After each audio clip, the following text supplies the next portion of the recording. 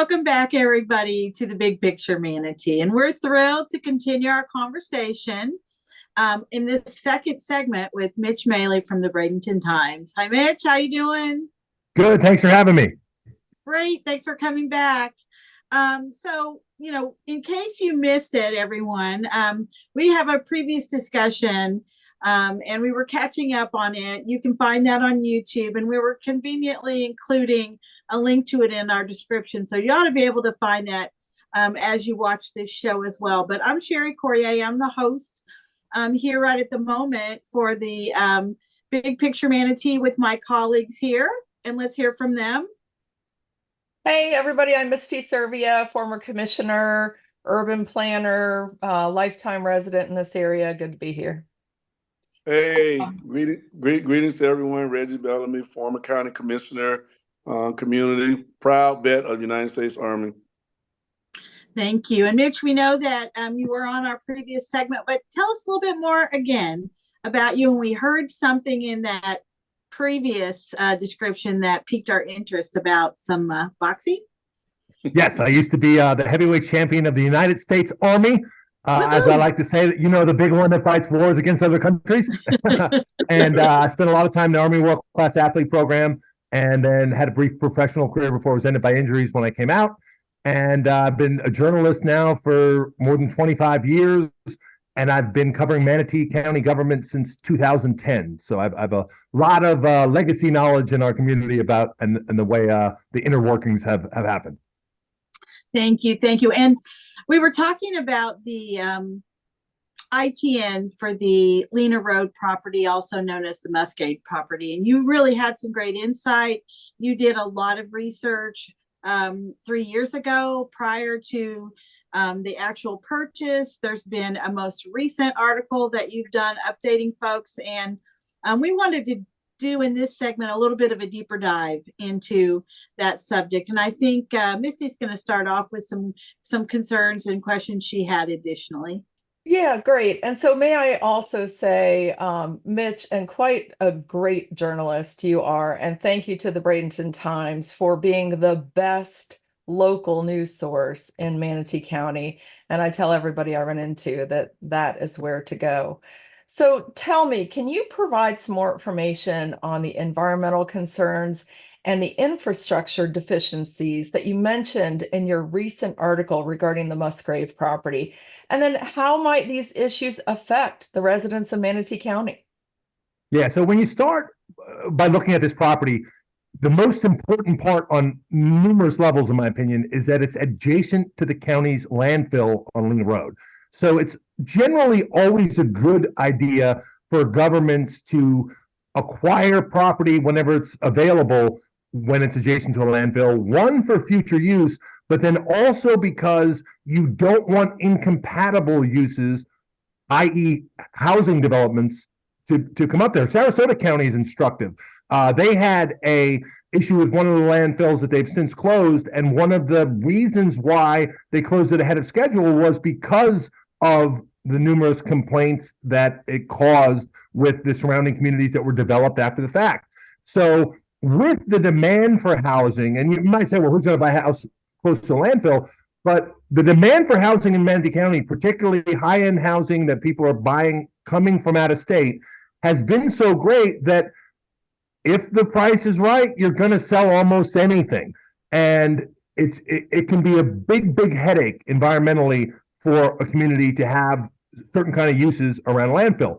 The other part that you have to look at is that we're going to need a tremendous amount of public infrastructure to have the services to accommodate the rampant growth that we've been allowing in East County. We have been allowing developers to develop in a way that was never planned for or intended. And since the Lena Road purchase, that's only gotten worse. The development has only gotten more intense. We apparently don't really have a future development area boundary anymore. And we're only going to need those service infrastructure properties more and sooner. And what you don't want to do as a community is go out and buy them at tomorrow's prices when you're already sitting on something. So right now, regardless of what anybody thinks of the first deal, right now the county is sitting pretty by owning that large parcel adjacent to its landfill, and it is going to only look prettier as price for land continue to rise. So the idea that you would then invite people to negotiate for other, uses on this land it's asinine. Like, it makes no sense. It doesn't pass the common sense test. Yeah. So how do you think the county administration is going to be able to justify that decision to sell? I mean, will there be an appraisal? That's a requirement. What could the reasons be for, other than what you've previously stated? I mean, deep down, how are they going to do this? I think what they're going to do is make that same nonsensical soundbite that they always do, which is, we're in a housing crisis. There's not enough houses for teachers and firefighters and EMS workers and sheriff's deputies, never mentioning that the kind of houses that they are approving, the developments are approving, have no workforce or affordable housing component to them. They're generally going from the high threes to the mid fours. That's not the kind of price that those first responder type employees are going to be able to purchase anyway. It's just drawing more people from outside the community, usually outside the state.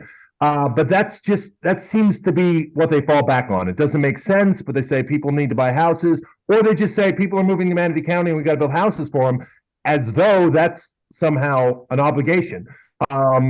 And as though that should somehow come at the expense of the existing, taxpayers who have been here, have already invested, and have invested with sort of the promises that you make through long-term planning and what you say the community is going to look like. And then when you eviscerate it and say, hey, you moved out to a rural part of the county because you wanted that lifestyle, but some developers who write a lot of checks for political campaigns don't want it to be rural anymore. And we really work for the developers, not you. And that's the message that the public, I believe, should be getting from commissioners, because nothing, Sherry, to answer your question, nothing is going to justify it. Do I think there's going to be appraisal? Not a real one. We saw that in the city of Bradenton when, give you a little example, when they were going to do the same thing with their city hall, which they've now done and sold. They eventually sold it for $14 million, but they were ready to have some firm from Jacksonville appraise it at $10 million and not even put out a bid, say, oh, well, we've happened to have had an offer. We have an appraisal. Let's just get this done with. And that would have, I think the 14 was a very low price, but the public would have lost 4 more on that point. So how they're going to justify this, they're going to try with a bunch of word salad, but anybody paying even a modicum of attention isn't going to buy it. Yeah. Right. Right. I'm just thinking about, and good to see you again, Mitch. Thanks for coming back. And I always thank you for your service. You mentioned about the rampant growth and the environmental concerns and the infrastructure deficiencies. And the reality of all this is there's a lot going on. There's a lot moving parts. And as far as the drama behind, Manatee County, how has the community responded to the sale of the Musgrave property? Well, when we've done polling on the website, it's overwhelmingly been that we should keep it. So for the people who are informed by the coverage that we do, they're on the same page and saying this is dumb, and the community is largely very resistant to any vote that shows the government going out of its way to build more houses where they're not planned. The community is not saying, hey, we don't have enough houses, build more. The community is saying quite the opposite. They're saying, I can't get across the county anymore, particularly between anything within 3 hours of what we used to call rush hour. So there's 7-8 hours a day where people don't even like to drive their car. The idea of going from, we talked briefly touched on 44th Avenue in the last episode. When you remember 44th Avenue, that was advertised sort of as, hey, we're going to connect Lakewood Ranch to the beach with one road. Tell anybody today that you want to drive from Lakewood Ranch, especially the most eastern part of Lakewood Ranch, to the beach. It's absurd. You're not going to get anywhere near it. People I know in Lakewood Ranch, they go to the beach once or twice a year. Sometimes they'll rent a hotel so that they can get there and not have to deal with the traffic on the day they're going to enjoy it. Or they understand it's an all-day outing where you leave super early in the morning and you come home late. The community is not calling for this sort of usage of the property. Well, let's talk about that as far as the political slant, right? Because they when you say the public, do you feel there's been a lack of public awareness and education on this property? Oh, I certainly think so. Look, this is not the kind of thing that most people are going to invest a lot of time in understanding, because the reality is it's not, for lack of a better term, sexy from a political standpoint. So the kind of things that most people are going to read about are the more select. You'll have a whole lot more people reading about what happens to the Zigglers than you do about a property like this. That's just the reality of it. So no, I don't think, and that's not for a lack of trying. I just think this is not something that most people sink their teeth into. And this is why leadership is so important, Reggie, is that when you look at an issue like this, you're not going to feel the impact of a bad decision as a member of the public until it's far too late. You're going to feel it when EMS times are double what they should be, because 2 or 3 minutes is a long time when you're not breathing, right? So that's when people are going to ask, hey, what's going on? It's kind of like the traffic stuff. People didn't say 20 years ago, I'm really worried about, not in Moss. If it was next to them or something, it was one thing. But you didn't see 20 years ago people saying, I'm really worried about what this rampant, unplanned growth in East County is going to mean for future traffic. Citizens just don't really think that way. That's where leadership comes in. That's where that's where long-term planning comes in.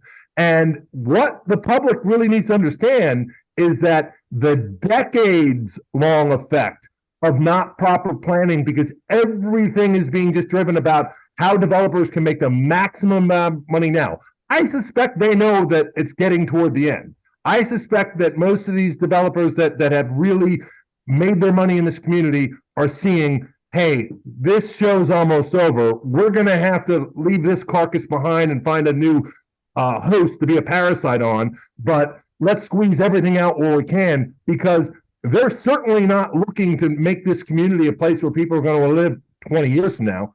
There's nothing in the decisions that they're influencing being made that is going to make Manatee County a better place down the road. Yeah, well said. And I want to touch on your leadership comment, because do you guys remember, Sherry and Reggie, do you remember in 2020 after that election that we had these new board members seated and we conducted business as boards have always done, which is you have professional staff members who do research and analysis and give their professional opinions based on, their expertise on things that the county needs to pursue. And then the Board of County Commissioners, a political body, makes a decision on that. But what we heard in 2020, I'll never forget it, is we don't want to hear from your experts. Are you crazy? We're in charge, is what the board said. Stop bringing us the staff analysis. We don't care. We don't want it. They may have been slightly more diplomatic, but it was like, no, we make the decisions, not you. And that's when things began to shift. And that's a shame, when you've got people who are appraisers and you have people who are even the attorneys, and you have people who are land planners and environmental experts. That board didn't care about any of that. And that is why leadership is so important, Mitch, that the leaders get the right people in the right places to talk about the right things. And politics may go out in left field, and that happens, but you still have got to hear that stuff. Well, you did prior to 2020. Okay, so I want to talk just a little bit about the infrastructure again. And I know that, Mitch, you talked about the value of that land and extending the life cycle of the landfill itself. Now where we are today, as we've heard, the life of the landfill is about up, but they have found a way that they're going to go ahead and extend it. But I think that was our main objective back then. Can you talk about that a little bit more from your perspective? Yeah, I would say the same thing. I was impressed, if a little skeptical, on the presentation that was given on how they're going to extend it. So, and I've since heard some critiques by some knowledgeable people saying that might have been the absolute rosiest possibility. I think Evan Pilichowski has done a very, very good job. I think that he's a very capable person. I think he's one of the few people that got into the position on merit when they pushed people out. And because I think it was out of necessity that they brought in somebody that at least had any idea what he was doing. But even if they're able to extend the life cycle through the remanagement that they've talked about, it still doesn't make sense to give up the land adjacent to it, because then that means that whenever you're able to succeed in this reorganization, you'd only be able to extend further. And again, one thing you do not want to do as a community that's no fun is going out and trying in 2024 even, but it's going to be more in the 2030s, trying to secure property for a landfill. It's one of the most difficult things you can do. Nobody wants it anywhere near them. So go try to find a parcel somewhere that you're not going to have rabid opposition to from people that are anywhere close to it.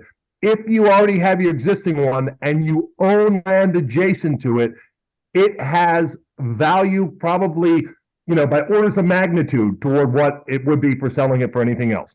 So the idea that you would give that up is absurd. And then on top of it, I'll just keep saying this, you also have all these other needs that we've talked about, the utilities, the fleet services, the sheriff, the EMS, all these other ones. You're going to need them. It's not a question of if, it's when. And do you want to try to find them one at a time, piecemeal at future land prices? Or do you want to say, hey, we already have the land. Isn't that great? We're set for the next few decades out in this part of the county that we are developing so rapidly that we can't keep up with services anyway.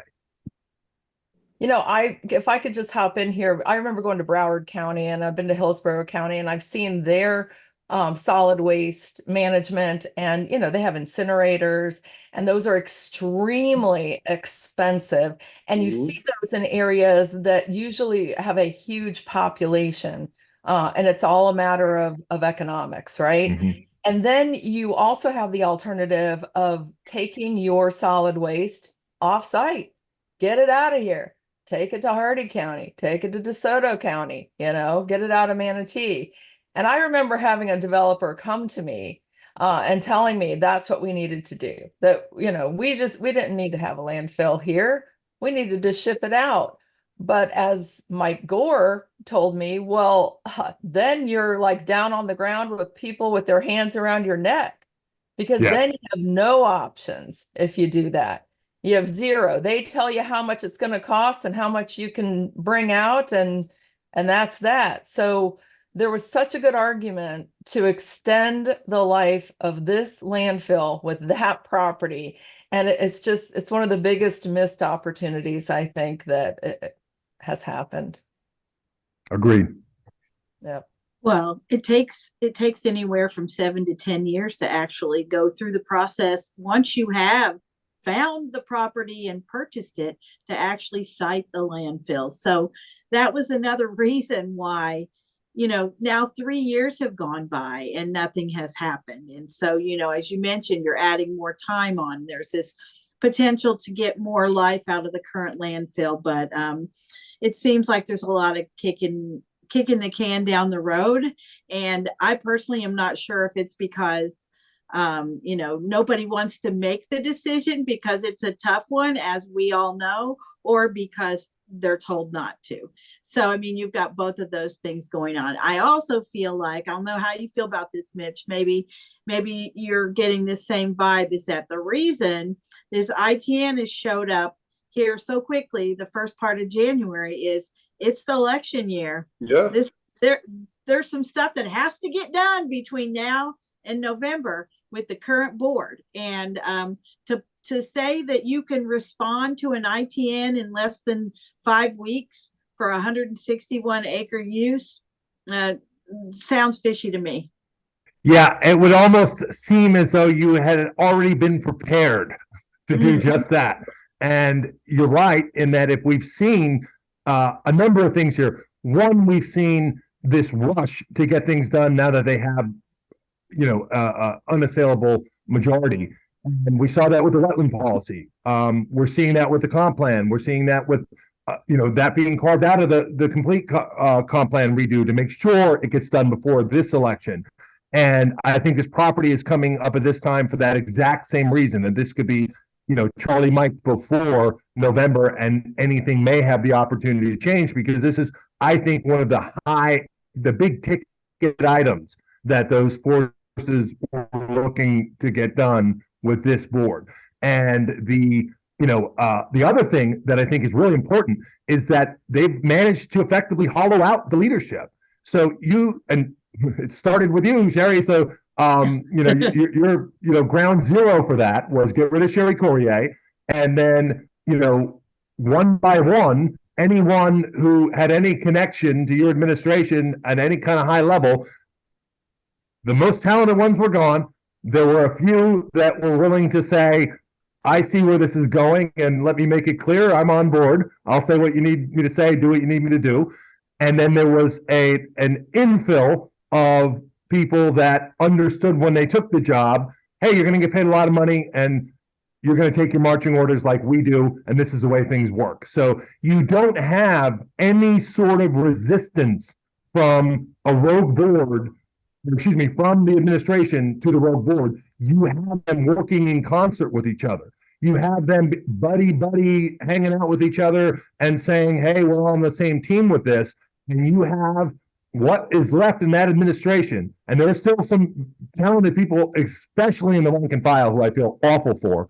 But there are, across leadership, there are people that have demonstrated, yes, I'll show the same fealty to the special interests as you commissioners do. And we understand that when Kevin says this is what we're doing, and I mean, Commission Chair Kevin Van Ostenbridge, who seems to be the person that directs everything, which is really odd because a county commissioner, as Missy and Reggie know, has absolutely no authority to direct staff or direct policy. Their only power, whether the chair or any other commissioner, is via a majority vote of the board, via an ordinance they pass. That's it. But we see time and again, that's not how it's happening.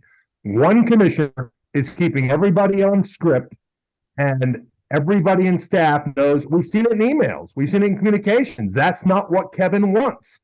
So it's very clear. And don't think Kevin's the puppet master. Kevin's strings are being pulled on his back too. And if you go and look at his campaign finance records, you'll see who's pulling them, just the same as who's pulling the other 6 or the other 5 at this point. Well, I think in that breath, you talked about just about everything we put on our top list for 2024. So what that tells me is we'd like to have you back, because we also are concerned about those issues. We're very concerned about transparency and the things that have happened at the board, and from the board meetings and materials, and no details for the public. A person can't even read an agenda anymore and know what they're actually, the commissioners, voting on. It just happens. There are no, as Misty mentioned, there are no presentations, even though staff are there ready to give them. So that's another one we've been very concerned about. And as we wrap up talking about this particular issue, and we did this deeper dive with the Lena Road property, we know that there'll be decisions made in the next 30 days, and we'll obviously be coming back. We just want to thank you and your publication for bringing the facts forward in many, many instances. And I think all of the newspapers are, struggle a bit with, where to get the information, given that it's very scripted, but the public appreciates it.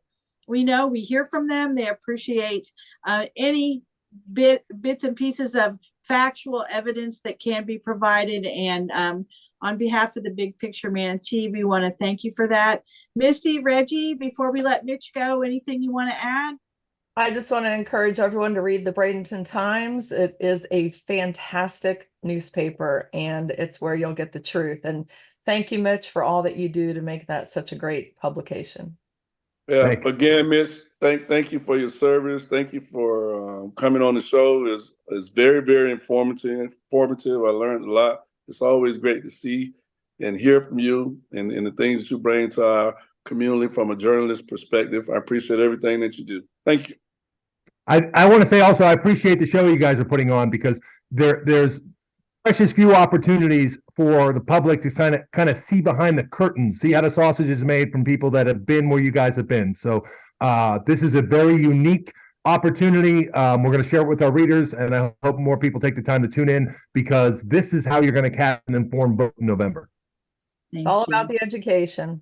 Thank you. Thank you. So, all right. We appreciate everyone here. We appreciate our audience, and share this out. You can find us on YouTube at the Big Picture Manatee. Misty, where else can you find us? Hey, follow us on Facebook. We've got a website where you can engage with us and tell us what you'd like to hear more about. And it's always the Big Picture Manatee. Hey, find us, follow us, stay up, keep up with us, and be a part of what we're doing. We're just trying to inform and educate. Thanks for everything. Thank you. Appreciate everybody. So long.